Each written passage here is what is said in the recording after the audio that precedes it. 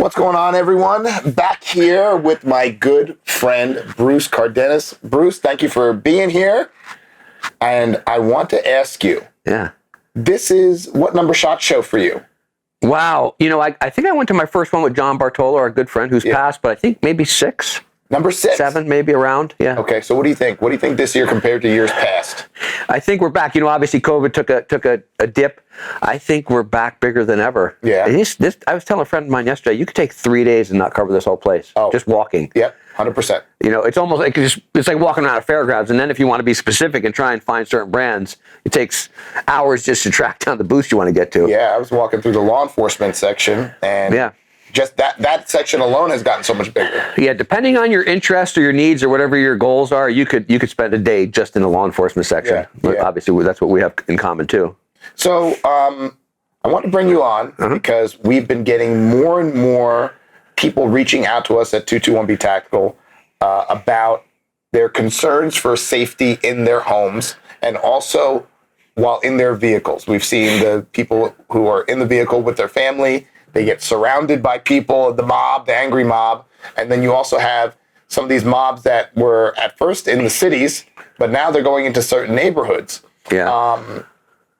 As a police officer, you dealt with home invasions, correct? For sure, yeah. What was the number one thing that you say you would tell people when thinking about how to protect themselves and prepare for a home invasion? Well, it's interesting with home invasions, and it's changed drastically now over the last 2 years. There's no rhyme or reason where a home invasion happens. Before, you know, when I worked even LAPD in the Hollywood, they'd go to the Hollywood Hills because that's where the wealthy people were. But as now you see on the news, literally on the flats in Beverly Hills where people are living in $10 million homes. So there's really no rhyme or reason. And even with the street robberies, if you're wearing a decent watch, they're just putting a gun in your face and taking your watch in LA. So it's definitely changed the landscape of what people perceived before. Now I feel, and I tell clients this, I had a client twice now has been robbed for his watch. I said, stop wearing your watch. Yeah. Just stop. Right. The potential for death is much riskier when you're wearing a $300,000 watch and you decide to resist, and the guy's wearing a mat, shoot you, Yeah. So, but back to the home invasion question, it's hard to be prepared for, even us being in law enforcement, right? How prepared are you going to be? I think you saw just recently made national news, our friend Vince, who you probably meet this weekend at Black Site, just walking up to his front door with a cup of coffee, and he lived in a very nice neighborhood, gated. Guys, the gate opened and he pulled in his car and they went in right behind the gate before it closed, and he ended up in a shootout at his front door. Yeah. Now, fortunately, he was at a CCW and was carrying, but we talked about that afterwards. He spoke at Black Site. He's got a wife and a brand new baby on the other side of that door. And, he thought that whole scenario, if he wasn't armed, they would have just pushed him through the door and who knows what happened. As far as preparedness, there's all kinds of levels, right? I talk to my friends, and when I start getting serious about it, they're like, well, that's just too much. I'm not going to have a safe room. I'm not going to have a plan. Yeah. If someone knocks at your front door, don't open your front door. Verify who it is, look through your ring. Even if he says, I'm dropping off an Amazon project, who are you? Just leave it at the front door. Yeah. There's different levels of safety. And I think people become so comfortable in their home that they'll open their front door for anything. Yeah. And there's no reason to anymore. Yeah, there is. Literally, can I help you? And just leave it at the front door. That's like the first. That's almost now become the common sense thing. Don't open your front door. Yeah, yeah. When you look at what some families are dealing with, like in their vehicle, they're driving along and there's some protest. There's people blocking the road, and now they're stuck. And now your vehicle's shaking. What's something that families can do in that scenario? And that's interesting. That happens a lot too, right? Because you're in a big city and there's a protest and you're stuck on the street and there's 300 people blocking the street.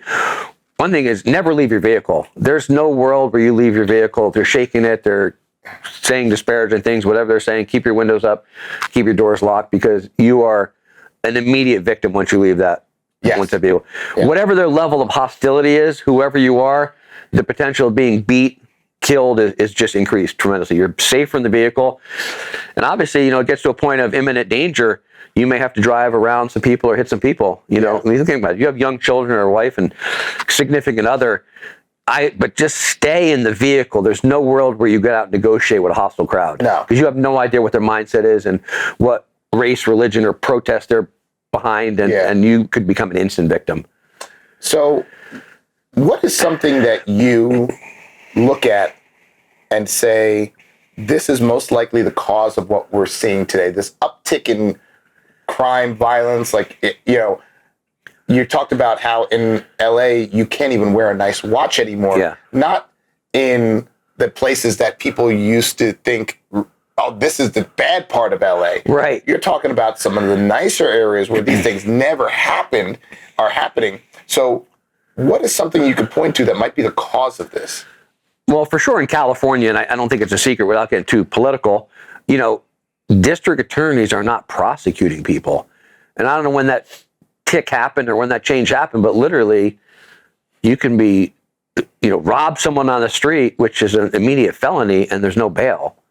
They just release you with a ticket. So I think it's become more enticing for criminals to think, okay, what's the worst case going to happen? I have a court date in a year from now. Yeah. And what, am I going to plea down to probation because the jails are full? And that's what's become their mentality. That's why when you see these store takeovers, or you see people literally, they smash your car window and snatch your purse. 10 years ago, that was, you'd be in prison for 36 months, 48 months, 5 years. Now it's, the district attorney, there was no one got hurt, no one got stabbed.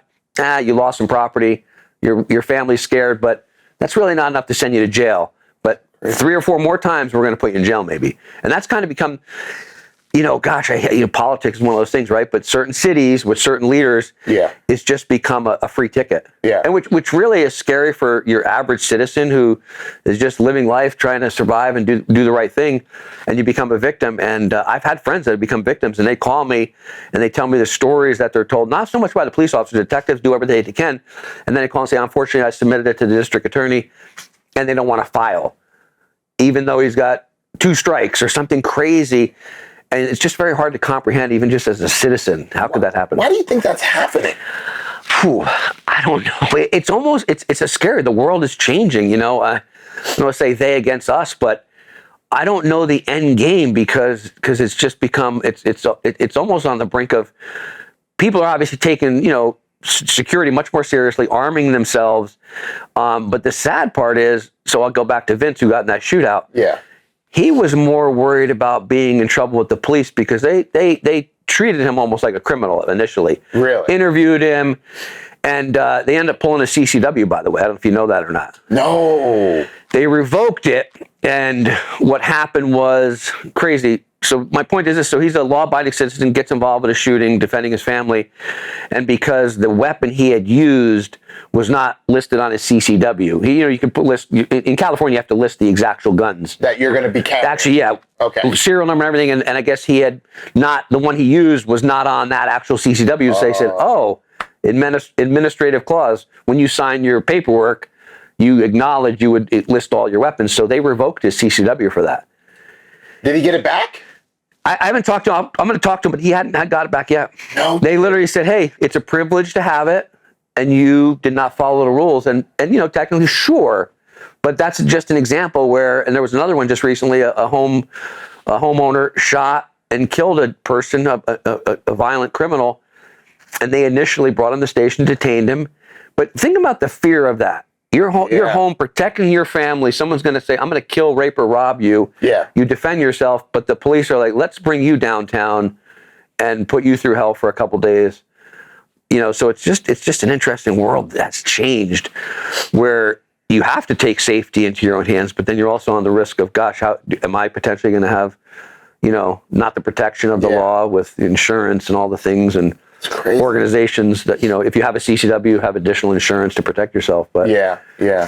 At least we're seeing a little bit of that now. Yeah. Some organizations come forth to say, hey, we're going to offer some legal protection and things like that. We've seen a lot of them here at Shop. Yeah, for sure. Well, the one Tim Kennedy backs, I can't think of the one, but it's a big, if you're going to carry a gun, or even a homeowner, you need to have the additional, don't just count on your homeowner's insurance policy. Yeah. Having that little bit of a backup helps. So when you were on the job, Yeah. You probably saw a different element of criminal Sure.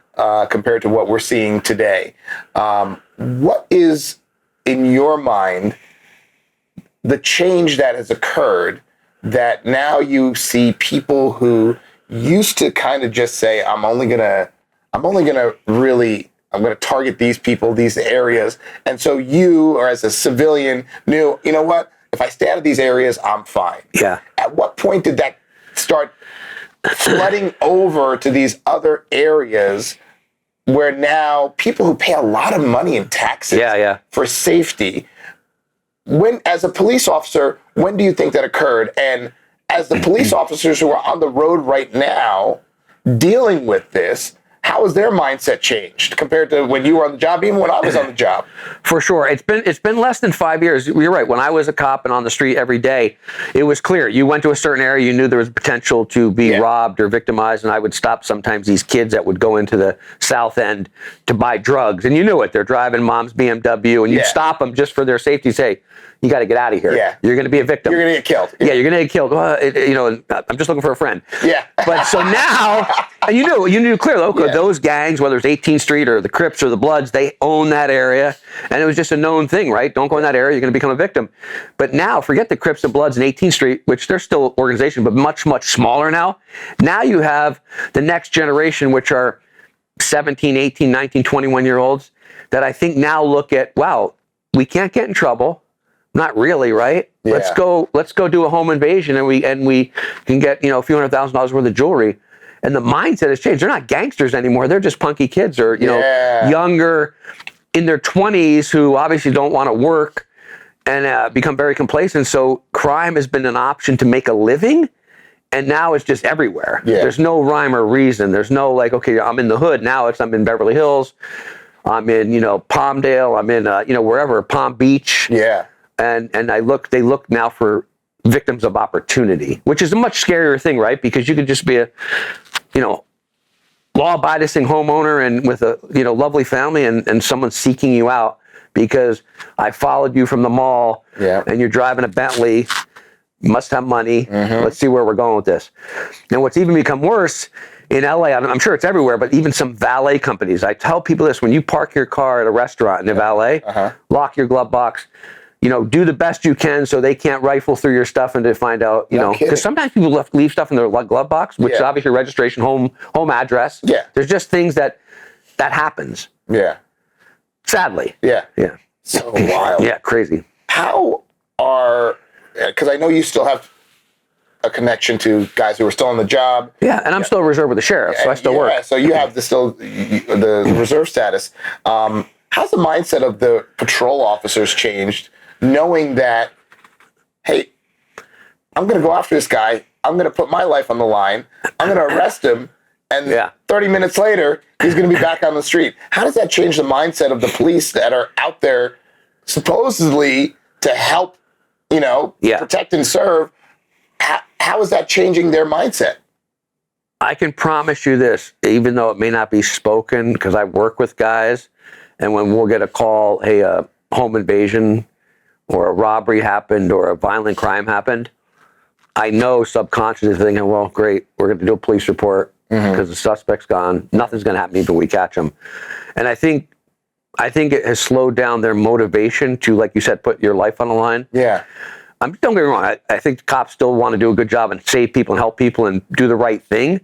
But I guarantee subconsciously they're thinking, okay, I'm going to get in a tussle with this guy. I could potentially get hurt and go, take this guy to jail. He's going to go in the back door of the jail and then walk out the front door within an hour. Essentially. Yeah. And I think, listen, have I had anyone actually say that to me? But I guarantee that's what they're thinking. Yeah. I want to go home at night.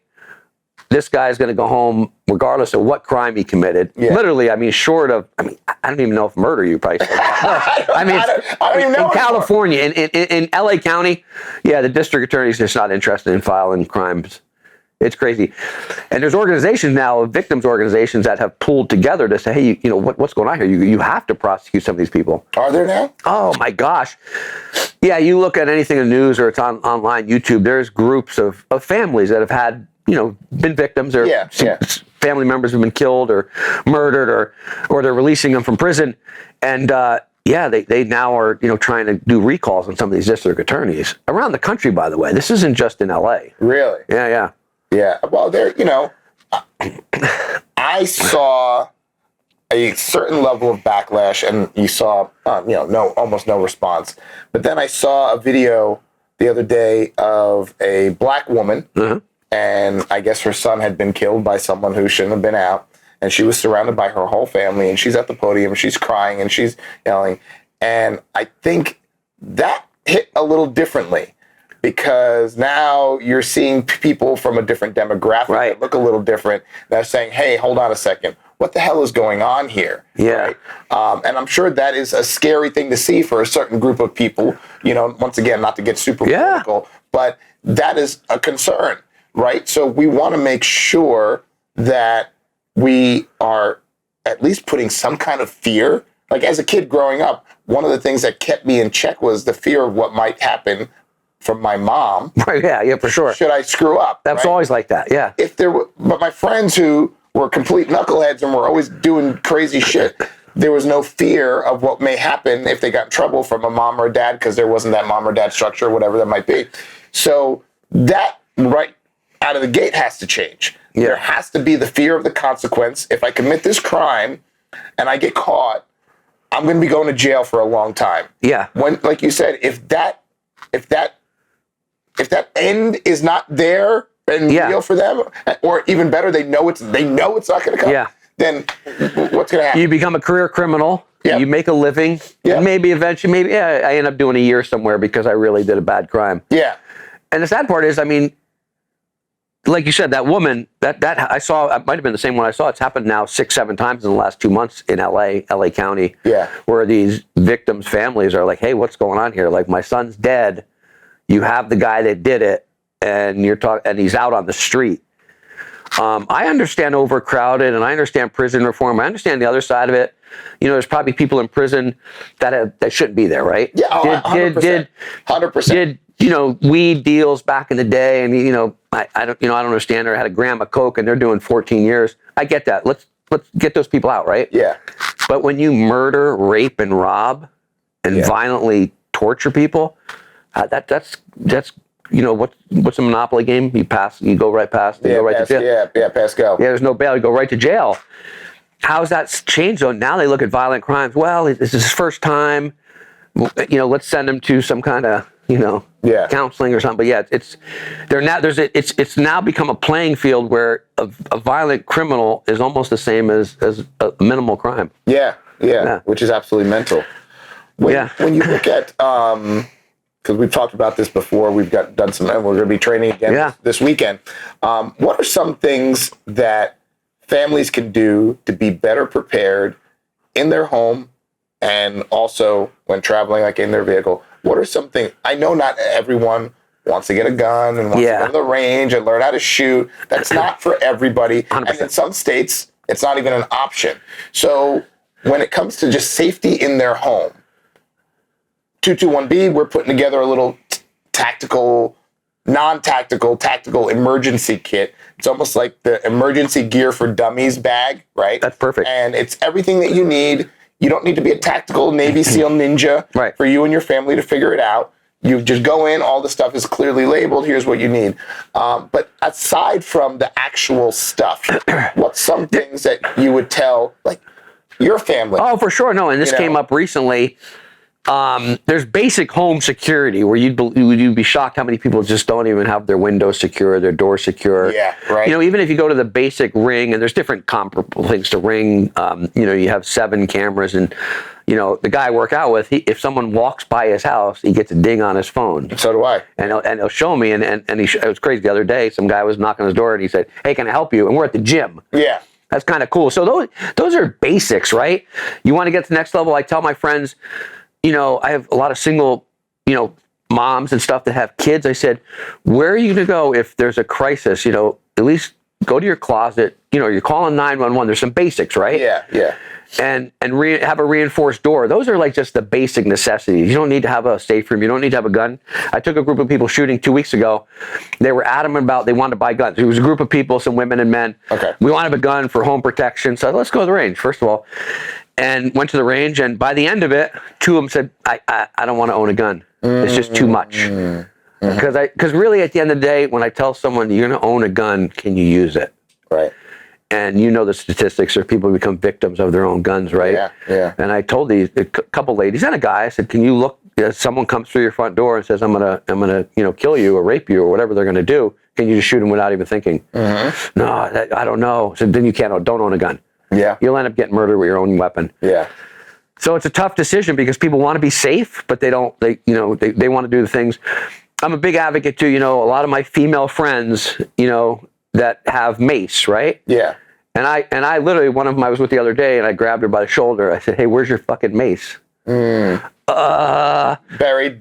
underneath my cosmetics. Yeah. I said, listen, you're walking to your car. You tell me you're afraid when you leave your job and you walk to your car. That mace should be in your whatever hand you're comfortable with and be ready to go. Yeah.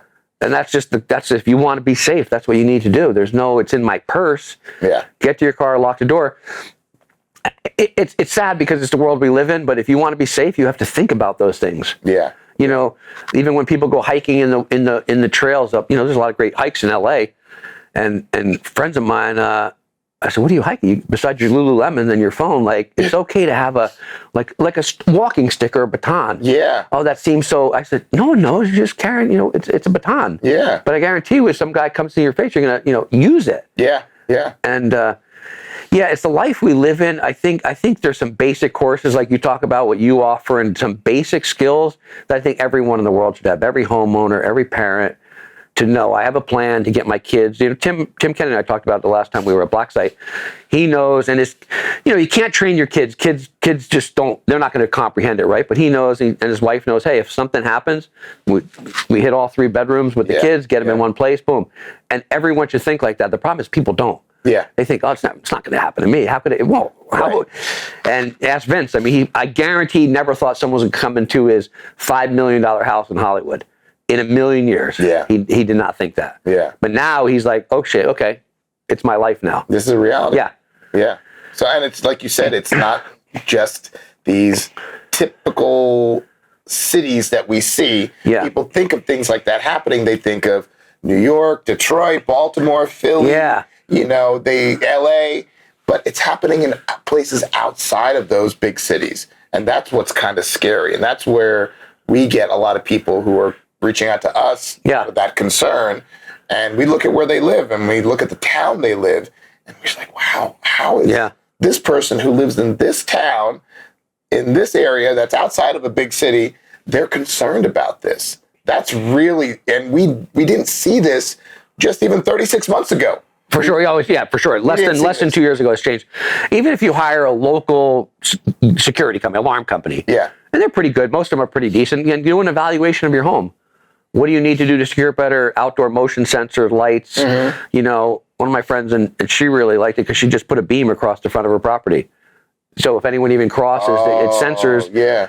She can hear. She's got a big long driveway. She could hear even if a dog does it. She's notified. So there's basic things I think everyone needs to do now. Yeah. And it's no one should be in a position where they are saying this is not going to happen to me. Yeah, and nor think, okay, it'll never happen, or not be prepared because a lot of people become victims because they're not even paying attention to their surroundings. Yeah, they're buried in their phone while they're walking to their car. Which was my next point. Yeah. A lot of people ask about things for their children. I see so many kids. When you're either going in and out of the store, you're going in and out of the gym, I see especially these young women who are walking in and out and they're just looking down at their phone, not even paying attention to other cars even backing out in the parking lot. Yeah, they'll walk right into you. Yeah, they just need to post their latest gym selfie or whatever. And they're not even cognizant of who might be around their vehicle, who might be waiting for them, nothing. So when you see things like that, and I know you do some personal protection. Protection. What do you advise some of your clients? Because I'm sure it's a little bit difficult if you're acting as a bodyguard of sorts for somebody. To some degree, I'm sure you see a lot of your clients kind of let their guard down because they got you. Got me, right? yeah. So what do you advise them? Obviously, hey, still keep your guard up. What are some of the things you tell them? Although you're behind them, Yeah. what are some of the things you No, tell them? I had a client recently I take care of, and she's the daughter of one of my clients. She's 18, and we were walking recently. Yeah. And she buried in the phone, and her dad said, hey, you got to pay attention to where you're going. Right, Bruce? And I said, yeah, we're all, from point A to point B, you should just, it's okay. You can get back on your phone once we're in the car. Yeah. Because thank God he chimed in, though. Yeah. Because she tripped on a curb. That's what caused it. Oh. And so then she got startled. And we got in the car. I said, listen, just, I'm not a fear factor guy, right? Yeah. But people are getting kidnapped. There's sex slaving. There's trading. It can happen anywhere, anytime. And I always tell clients and friends, and especially women, pay attention to your surroundings. Yeah. It's someone's snatching you, throwing in the back of your car because you're staring at your phone as you walk by. You've seen the videos. You walk by a parked car and a guy just opens the door and boom. And it happens here in the States. It does not happen just in Mexico. It happens everywhere. Well, it's funny. I was talking to Tim Kennedy about some of what we're seeing with child trafficking and human trafficking. And here we are in Vegas. The Super Bowl is just a few days away. And that is one of the number one human trafficking event globally. Yeah. For some of the parents out there watching and listening, what are some things you can share with them based on not only your law enforcement experience, but also your working in the personal protection arena that you can share with them for not just themselves, but their children? Yeah. So it's interesting we talk about this whole trading business, kidnapping and sex trafficking and all. It was a reminder the other day when I landed in Vegas, I went into the bathroom and there was a sign pretty much saying, hey, like in other words, if you're a victim and, maybe you go in the bathroom because the guy's waiting outside, and how prevalent it is, how often it happens. And now they have signs everywhere. Yeah. Are you okay? Call it, hit this bar. There was one that you could do a barcode. Yeah. Worry about people because they're so complacent in life. And I had a female friend. I didn't know. I became acquaintance with her and a friend after this happened. But she went on an app, a dating app, met a guy, dated a few times. And then he pretty much said, hey, I know everything about you. We're going to kill your family, but you're going to start working for me. I'm talking about a 30-year-old woman. Wow. And he had her working for about almost a year. She was so freaked out that she just disappeared. But a guy ended up, John, came to, and he said, I don't think you belong here or something. You shouldn't be in this situation. And he literally got her out of there. No. But the fucking weirdest thing in the world. And now I know her this a few years later. And we told that story. I was like almost crying. And I think about her, 30 years old, and all the women we know, right? Yeah, that are normal. Pay attention. Don't just meet a guy on a dating app at a random place. Be cautious. FaceTime him. Tell two of your friends, hey, I'm going to meet this guy. Yeah. Here's where we're going to be. And especially with your kids, people are so naive. Guys are predators, writing women and girls, and it's a very scary world. And I actually get a little uptight thinking about it because of all the people we know in our lives. So. I'm not an alarmist. We got to enjoy our life, right? Yeah, life's great. There's so many things but pay attention, be cautious. It's okay for your parents to track your phone, don't be uptight about that. Yeah. You should accept that as a safety measure, right? Yeah. Check in and, hey, well, here's where I am. Here's who I'm with. Yeah. I'm sure if you talk to any of these young women that are taken and are subsequently somehow survive and you pull them out, ask them if they wouldn't mind if their parents had a tracker on their phone. Right. I'm sure they would all say 1,000% have it. Or I would have a group text, hey, I'm going to Starbucks to meet this guy. Here's his name, here's his full name, and here's a picture from his profile, things like that. It sounds a little weird, right?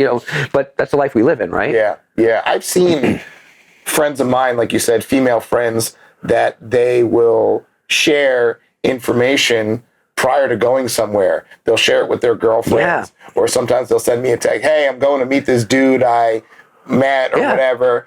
Just so you know, this is his Facebook profile, or this is his Instagram profile. I'm like, all right, just that little step might end up saving someone's life. Yeah, or even, it may sound kind of weird, but, listen, you meet someone on a first date, and first thing, hey, by the way, yeah, my friend Suresh, I told him we're meeting, and I'm seeing him right after this for coffee. Yeah, I'm meeting him right after. Yeah. It sounds really weird, right? Because when we grew up, there was not even a thought of that, right? No. Not even a thought of that in the mildest dreams. Like, when I think about my sister and all my female friends back there, you didn't even think about that. No. It's just a different world. I mean, there's you see those memes, right? When you were a kid, never get in a car with a stranger. Well, I do it every day in an Uber now, right? Yeah. Yeah, which is crazy. Yeah. Which is insane. And there's just so many things that the world's changed, and we've become so lax and thinking, okay, we're all okay. So, but we're not, Yeah. So when we talk about a lot of these things, we're talking about women and children and typically young girls. What are some of the things you see men doing wrong in their daily activities as far as, let me say, knowledge of what's going on or your surroundings and things like that? Not just like the being on their phone, but I feel like as a man, I should be on a different alert level than the women around me and the children around me. So what are some things you could tell some of the men out there who are for sure kind of, let me say, the kind of man who would do something about a situation? What are some of the things you should be looking for these days? Yeah, and I also think about men in general. I don't know what percentage, but I think a lot of them are complacent or maybe they're overconfident because they're a male. Yeah. There's still things you need to do. I mean, I'm still one of those guys, like, I walk on the curbside. If I'm with a female, she's on the inside. Yeah. I know. I see guys they don't even know what that means. They're like, what? Like, what are you talking about? Yep. Yeah. God forbid a car jumped the curb. I mean, there's just so many factors. As a man, making sure your wife or your girlfriend or your significant other, their purse is zipped up, their backpack's closed, their phone's not. How many people. And it's our job as a man, right? Your girlfriend or wife, and you go to a restaurant and she puts her purse on the back of her chair. And you know how many times people just could walk by and snatch those. Yeah. There's those little things that you just got to think about being a protector, right? That's our job. Yeah. And maybe they'll become, hopefully the person, your partner gets conditioned. Okay, he keeps reminding me, I should put my purse on my lap or wherever, but I can't just leave it. Those are all things we should be conscious of to be the protector, right? The provider. But there's so many of those things. Oh my goodness, yeah. And it's endless. And I think sometimes men have this false sense, once again, when we did the black site training last time, we did family scenarios. Yeah. And it's a little scary, but even when I'm with my friends and we'll go to a joint, a place to grab food, Denny's, I don't care. Yeah. I'll even say to them, and sometimes they'll kind of poke me a little bit, make fun. I said, you guys see the X over here, right? Bruce, it's 1 o'clock in the morning. I go, yeah, and someone's going to come in here with a gun and fucking execute all of us. Yeah. I'm not freaking you out, but see that door? Make sure you go to that door if you even hear something. Yes. Right. And it sounds like a little like, it's like the conversation I used to have with my partner when I was a cop, right? Or even now when I work. Hey, just what kind of gun are you carrying? Okay, great. Hey, so my backup's in my back of my waistband. Yeah. And I always say this, switching gears a little bit, but there's a policy, LAPD had a policy, there's no hostage ever leaves a situation.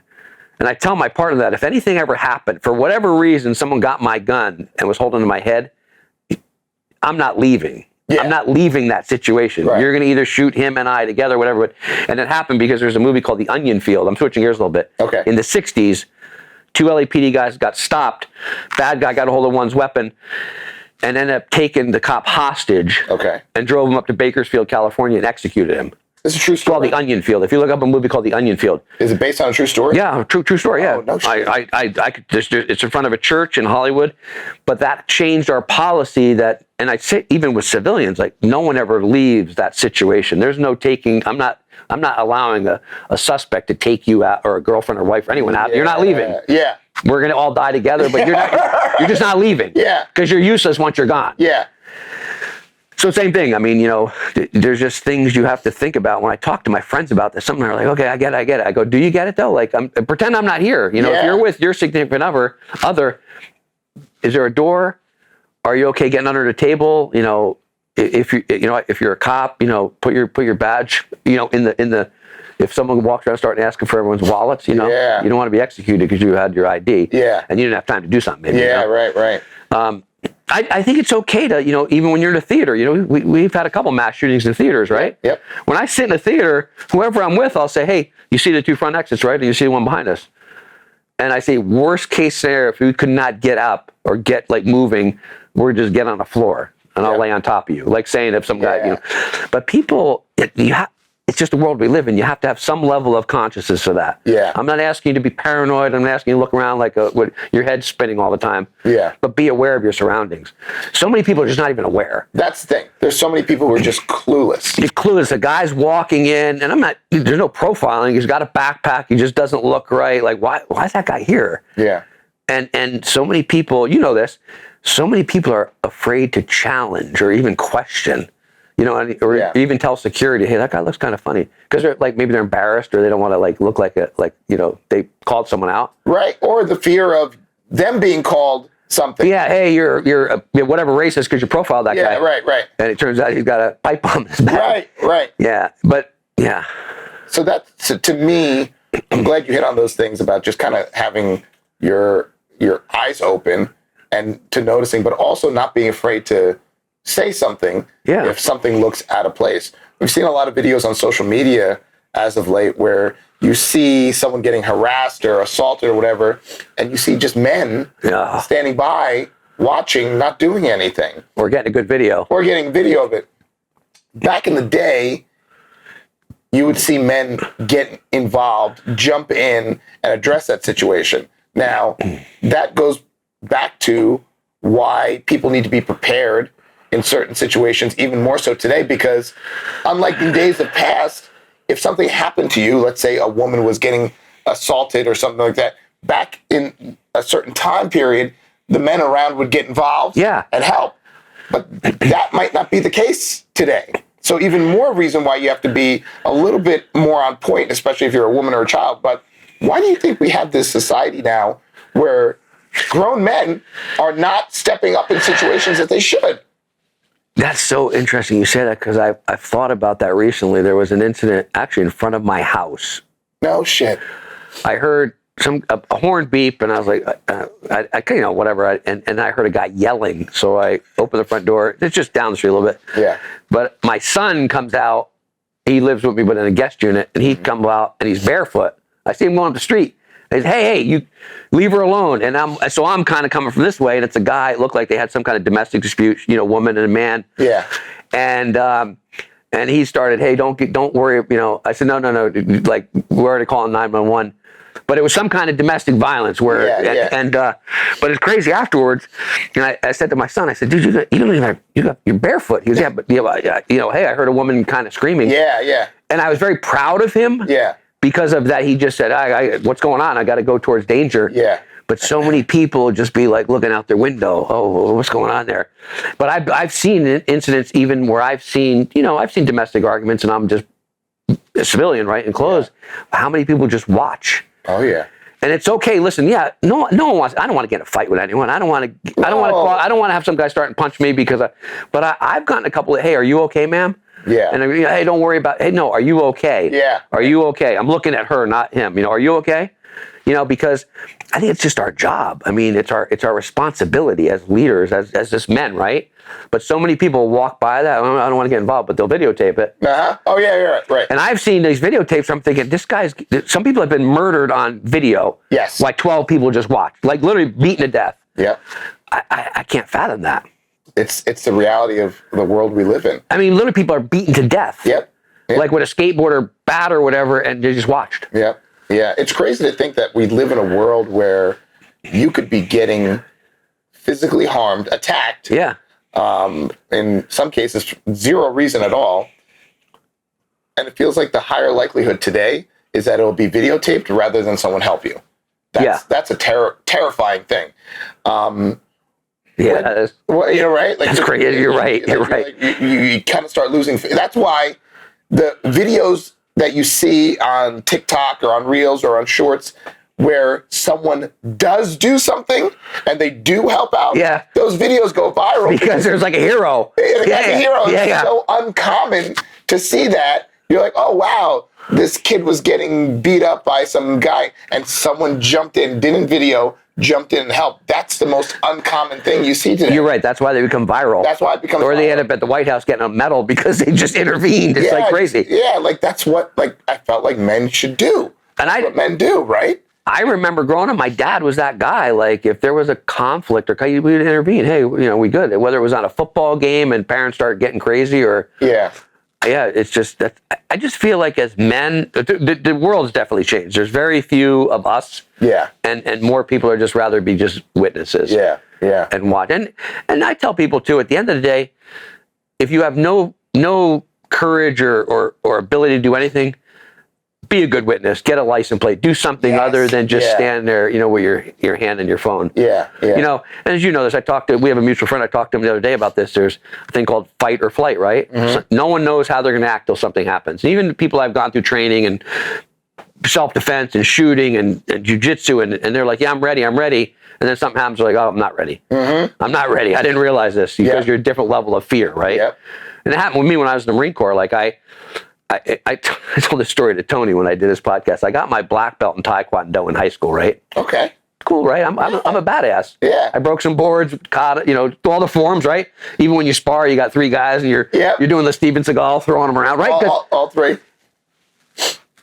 I thought I was pretty proficient, right? Yeah. I go in the Marine Corps, and the day before I graduated, I'm talking about just being, because fight or flight, right? My drill instructor, and they're tough. I mean, there's just, you never know what's going on. Yeah. And there was some, physical, punching, and they'd fuck you up sometimes back in the day. And he said something to me, and he caught me out of the corner of my eye. I rolled my eyes, but he caught it. Oh. I was like, because day before graduation, I'm good, man. I'm a badass. I'm a Marine. Yeah. He grabbed me in a kind of a C-clamp and kind of like was choking me. It was just him and I. I was in the restroom. And I realized that moment, I was scared to death. I was paralyzed to even defend myself. And all your Taekwondo. All that bullshit was nothing. I was like, this guy's he could potentially, and I'm thinking, maybe he could kill me. I'm in Paris Island. Yeah. People die. Right. Hey, sorry, Mrs. Cardenas, your son drowned in the pool. No, I mean, all those things are going through your head. So I tell that story to my friends because I'm trained. I've been in shootings. I've been in real combat. I've done things, right? That doesn't mean anything. Yeah. At that split second, your brain is going in 2 directions. Yeah. And not everyone's prepared. Now I'd be like, okay, I'm much more proficient. But at that moment, I was like, ooh. Well, I tell people, a lot of people say it's fight or flight. Yeah. I tell people. That's what I say. Maybe there's some. And that's the common belief, fight or flight.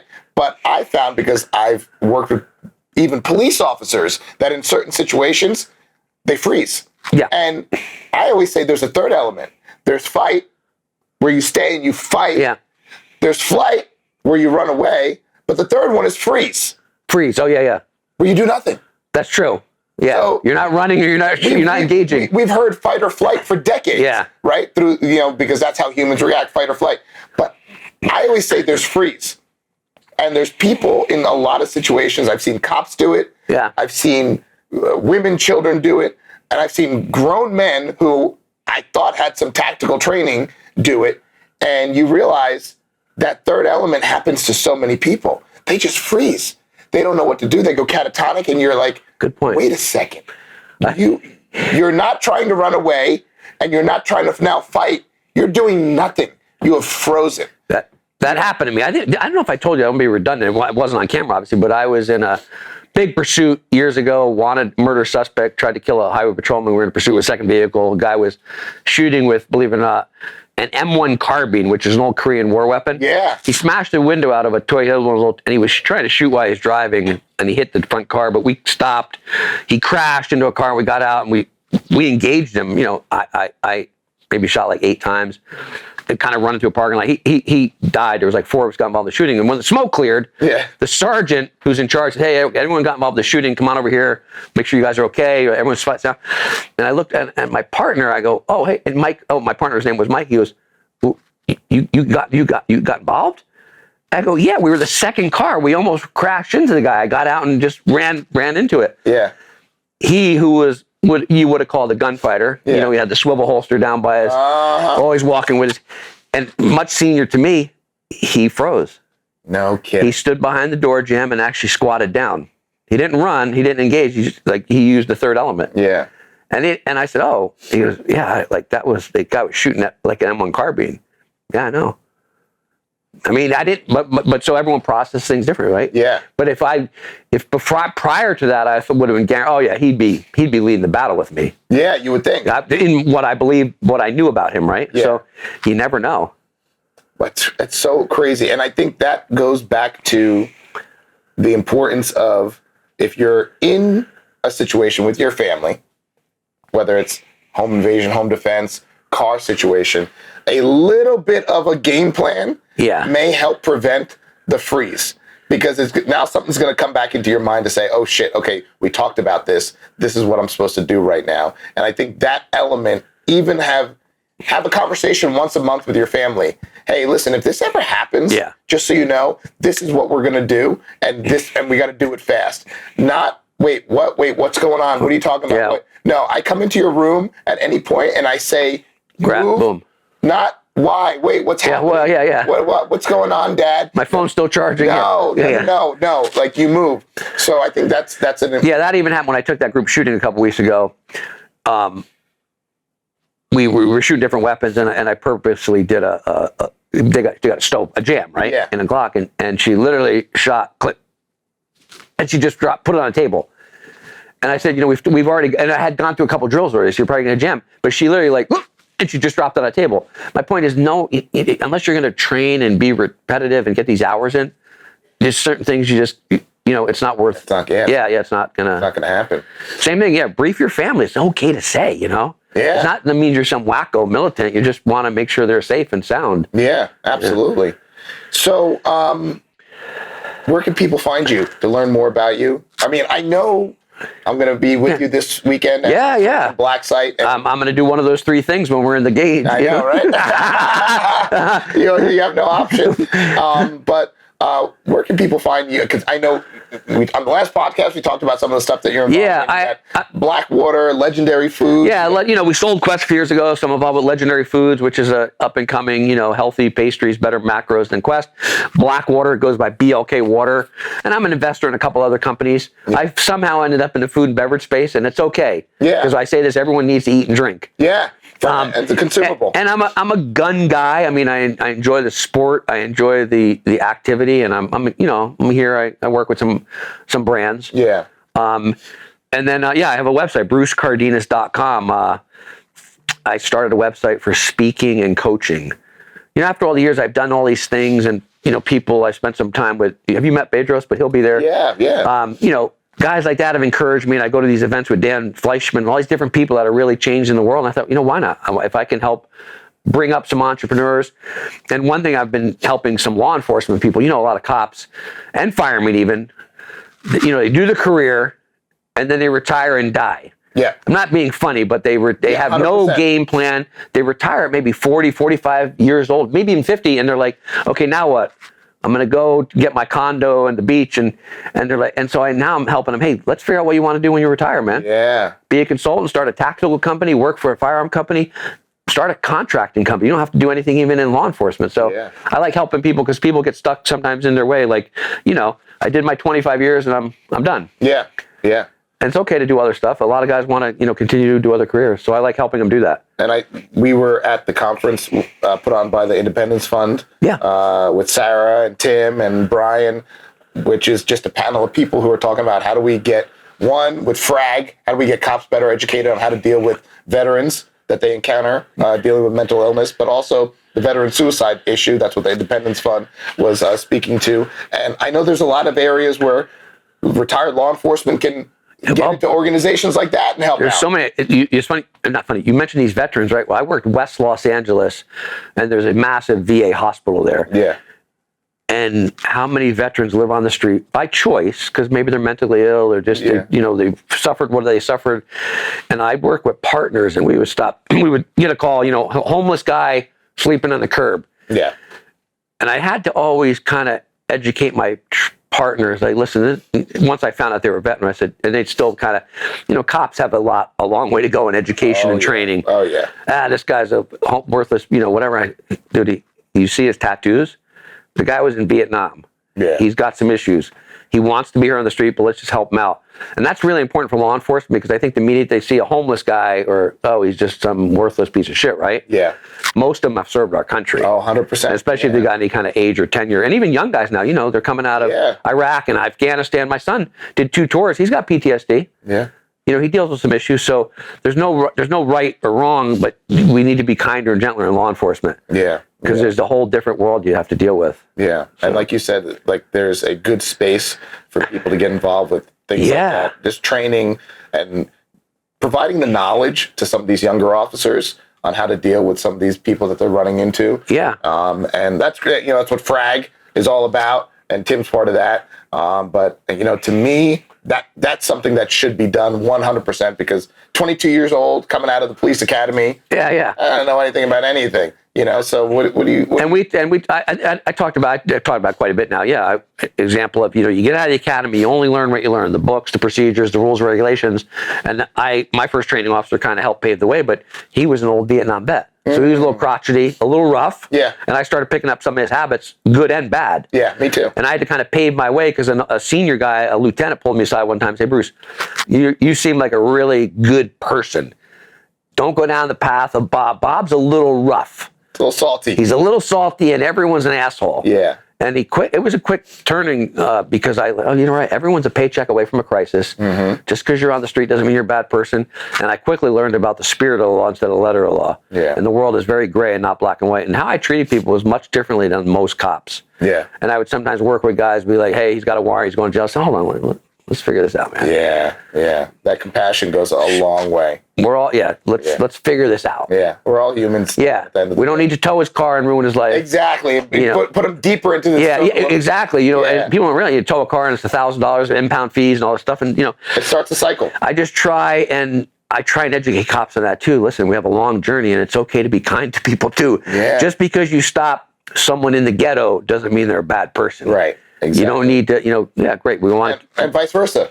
Just because you encounter someone in a good safe area doesn't mean they're a good, safe person. Yeah, and I work with so many cops, right? Hey, keep your effing hands where I can see them. And I said, we can see their hands. Like, we don't have to start degrading them. Right. Because once you go that path, I always found some common denominator conversations talking about working out, or when I was big and jacked, and these, you know, ex-cons would say, "Hey, how many wheels can you push?" And there was, even though I'm not having a beer with them, there was some common denominator that, okay, Cardenas is okay. He's cool. He's not throwing me on the ground. He's not telling me I'm, you know, worthless. And it goes a long way in police work. A little bit of respect. A little bit of respect goes a long way. Yeah. So I've seen it in my lifetime. Bruce, man, thank you so much for being on yet again. I know we the first time we had you talking about your background. Yeah. You guys can check that out on the episode 1. But I wanted to hit this topic and get your insight because you have so much knowledge here and you have so many connections. And I am looking forward to actually seeing your personal coaching and branding things.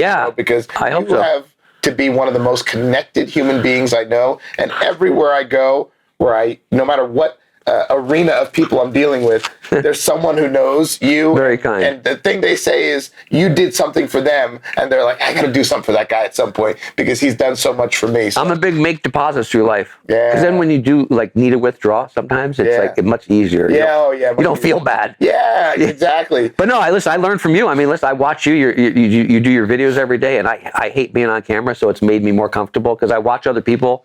You know, I learn from everybody. Especially when it's someone you know. Yeah, exactly. And I'm like, wow, he's doing it. Okay. You could do it. Yeah, no, I'm not saying, but you know what I mean? You just feel much more relaxed. Yeah. Awesome, Bruce. Thank you so much. Thank you. And thanks everyone for watching. We'll see you next time.